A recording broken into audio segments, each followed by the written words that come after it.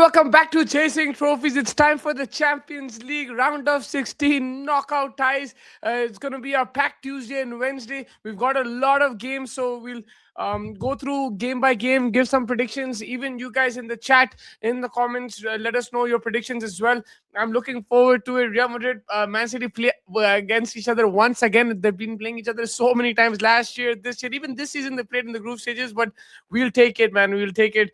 So today, the fixtures are first of all is Galatasaray versus Liverpool. I think this is going to be a crazy fixture because overall, I do feel Liverpool are a better team, and in Europe, they have that experience. They have the players as well who have been in pressure situations. But they're going to Turkey. They're going to Galatasaray. The first game, वहाँ पे the crowd is going to be incredible. It's going to be very feisty. It's going to be noisy. So it won't be easy for Liverpool. Although I think Liverpool will probably overall win this tie today, I'm going to go with a 1-1. I think it's going to be 1-1 Galatasaray versus Liverpool. Galatasaray might even win it, man. You saw them in the last round against Juventus as well. They completely hammered Juventus in the home tie. The problem for Galatasaray is traveling. So even if Galatasaray win today 2-1, 3-1, or if they draw 1-1, I think their biggest challenge is going to go to Anfield, because Anfield itself is also a crazy atmosphere. Liverpool play some high tempo football there. I know the Premier League record hasn't been the greatest, but in the Champions League this season, they have been pretty good. And yeah, they're still defending Premier League winners. So you expect something from Liverpool. The likes of Salah, Van Dijk, they have the experience. You want them to turn it on a bit and use their experience and get them through the line. So yeah, man, Galatasaray also, Victor Osimhen has been really good. He got that very important goal against Juventus, and that was a tough game for Galatasaray, man. They were against 10-man Juventus and they still struggled. So I feel that they will give Liverpool a very tough fight in the first leg. Second leg might be an issue, so we'll discuss the second leg later. But yeah, I'm gonna go 1-1 Galatasaray Liverpool. Then we have Atalanta versus Bayern Munich. I think this is going to be a very good tie as well. Atalanta, remember beating Bayern's rivals Dortmund in the last leg. They beat them 4-1, man, and then they came through. So let's not take Atlanta lightly, particularly at home. I think they have a good team. They'll put some pressure on Bayern. It won't be easy for Bayern. Will need to be defensively very solid. They need to be clinical as well going in front. Overall, I probably still feel Bayern will win this tie, but yeah, today I'm probably going to go 2-1 Bayern. I think they'll win this game and the whole leg, but don't count Atalanta out. 2-1 Bayern. Then we've got the battle of the club Sakikos, man. Atletico Madrid, Tottenham Hotspur, two teams who are struggling in the respective leagues. Tottenham struggling is an understatement. I mean, they might get relegated this season. That's how bad this season has been. It's the worst season in Tottenham football history that I can imagine. Since I've been watching football, it's been like 20 years, and this is the worst. Bhai, kahan se kahan chale gaye? They're like in 17th now. They're only like a point ahead of West Ham United. But the Champions League is a different kettle of fish. They've done well there. I think they finished fourth. This is going to be a tough tie against Atletico Madrid. Both of these teams are, a bit defensive, especially Atletico. I don't know what Tottenham play right now, but Atletico are a defensive team. They like to play on the counter attack. We saw what they did to Barcelona in the Copa del Rey. So let's not count Atletico out. But yeah, these are two teams who are struggling a bit. I fancy Atletico, to be very honest with you. They're playing at home today, and yeah, I'm probably going to go 2-0 Atletico Madrid. If Tottenham get anything out of this game, even if they get a goal out of this game, if it's 2-1 or if it's 2-2, then it'll give them an advantage. Tottenham will aim for a draw or win. If they can get any of those, it's a huge advantage going back to White Hart Lane or Tottenham Hotspur Stadium. But yeah, they need to get past Atletico first. So I'm going to go Atletico 2-1. Then another game. The game probably I'm going to watch tonight is Newcastle versus Barcelona. And the reason why I'm going to watch the game, I think, is going to be an unbelievable atmosphere at St. James's Park. It's going to be packed. The crowd is going to be roaring. Imagine you asked a Newcastle fan 3-4 years ago, just around the COVID time, when they're about to get relegated before the Saudi takeover, we asked them, you're going to be playing Champions League football and Barcelona will be visiting you at St. James's Park. They would be laughing.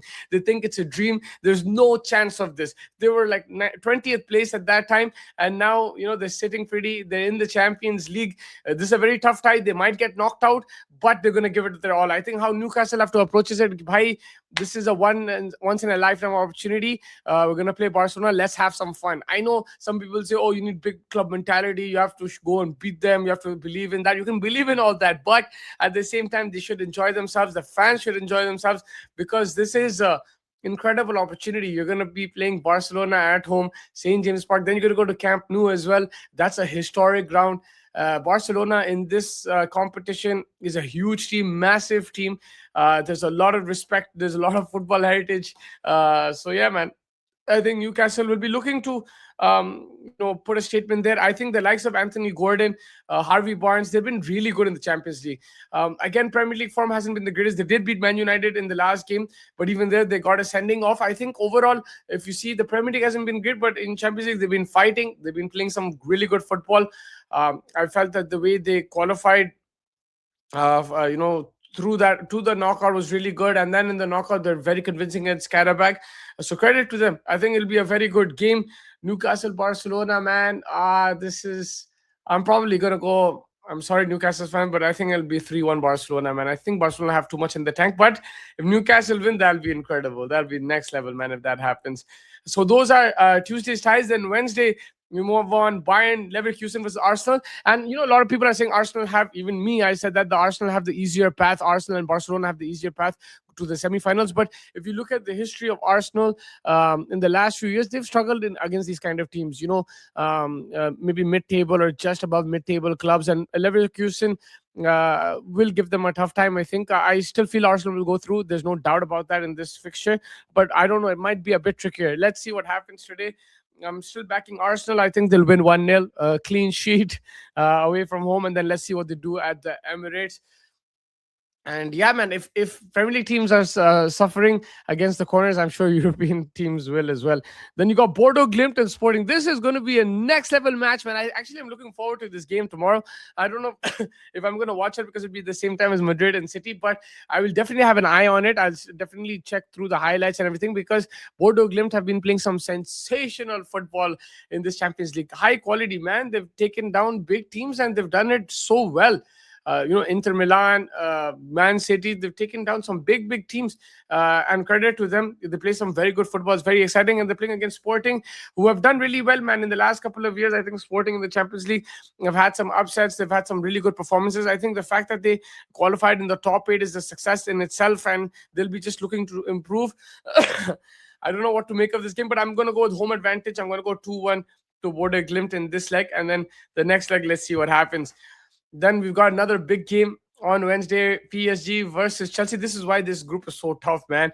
I mean, this side of the draw is so tough. PSG are former champions. I mean, they're defending champions, and they're playing against the Club World Cup champions, Chelsea. The last time these two played each other, Chelsea won comfortably. It was in the US of A. It was the Club World Cup, and it was a very easy win for Chelsea. At that time, PSG were favorites to win the game. But yeah, Chelsea had the man. Chelsea are that kind of team. They have this experience in European. I don't know whether it's the fans or it's just a club in general or Stamford Bridge. When you go there, it does seem tricky, especially on a Champions League night. And they've had different players. They've had the likes of Didier Drogba there, Diogo Costa. They've got Havertz was there, Mason Mount, and now you've got Cole Palmer, João Pedro. But they just produce these players who produce big on European occasions, big European matches. So I think you can't take Chelsea lightly. Although I'm expecting Paris to win this game, I'm going to go with a 3-1 to PSG, man. I feel Chelsea will still concede goals. They might be in a good scoring run right now, and Pedro's in really good form. Palmer's in good form, but I'm probably going to go with a PSG to win this game 3-1. But in Stamford Bridge, Chelsea might score those 2-3 goals to make it up as well. So yeah, I'm just going with that right now. It'll be a cracker of a game. Parc des Princes, it'll be full. A lot of people will be watching. Maza aayega bhai game mein. Then we got Real Madrid versus Manchester City. Bhai ye game to रोज हो रहा है ऐसा दिख रहा है. It's happening every day. It's no longer a unique commodity. It's happening every year, every few months.